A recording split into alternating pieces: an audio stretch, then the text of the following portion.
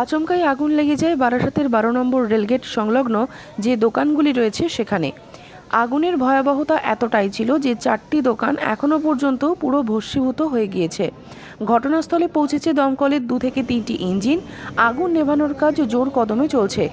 আগুন লাগার পরই স্থানীয় দোকানদার যারা ছিলেন তারা নিজেদের তৎপরতায় আগুন নেভানোর কাজ শুরু করলেও তাতে সমর্থ হননি। অবশেষে দমকলের ইঞ্জিন এসে সেই আগুন নেভানোর কাজ শুরু করেছে।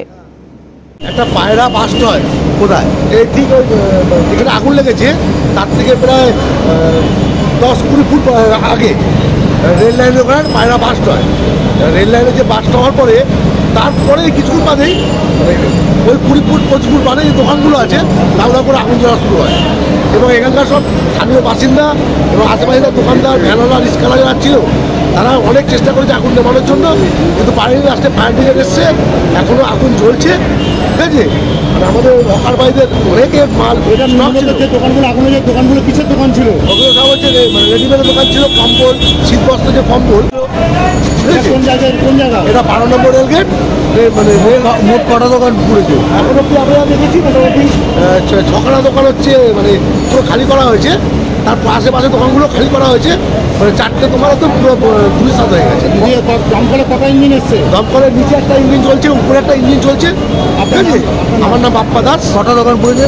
4টে দোকানটা পুরো ধুলিসাৎ হয়ে গেছে। ঠিক আছে, আর এছাড়া আশেপাশে দোকানে তাপ লেগেছে, এই হয়েছে। মালগাড়ি যায়, ডাউন লাইন আছে, সব আছে।